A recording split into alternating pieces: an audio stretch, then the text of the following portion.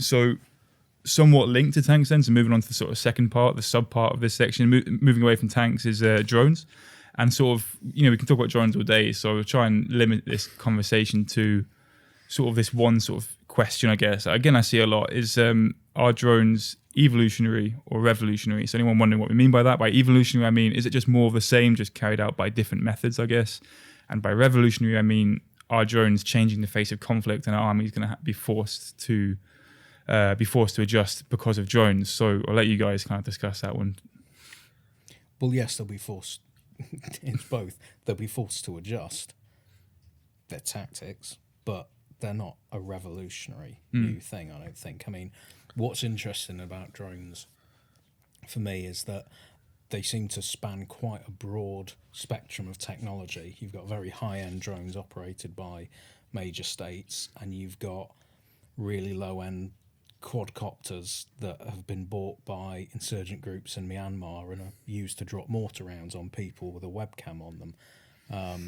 So in that sense, we're seeing groups, people who maybe can't afford an air force in any conventional way or even any form of air power can now actually get their hands on some level of aerial reconnaissance, some level of, you can call it air support. Yeah. So it's kind of democratization of air power almost, I completely agree. They've provided their evolutionary contribution to warfare, just basically to, I suppose, add to everything Alex just said on that one. I mean, what I've noticed is, they've improved intelligence, surveillance, and reconnaissance for starters. I mean, they're just what you can do with these days with whether it be a Predator or a Reaper, or even I think probably the most impressive one I've come across is the RQ-4 Alpha Global Hawk. That is certainly a very, very interesting UAV, and also the improvements in direct fire support. Alex was mentioning that with a quad-copter you can use those for adjusting fire. I mean, to sort of utilize some prior experience when I was working in Libya, monitoring the war going on there. There'd be cases, there'd be incidents where we'd come across a mortar attack being posted on social media, and they're using a quadcopter to adjust the fire. And also, in fact, with regards to Ukraine, before the war kicked off, where it was a stalemate which had been in place since Russia's invasion of the Donbass region and Crimea in 2014, a common factor of a lot of ceasefire violations from the LPR and DPR separatist groups was that they would use quadcopters or sort of I think there's like the 6 propeller ones as well.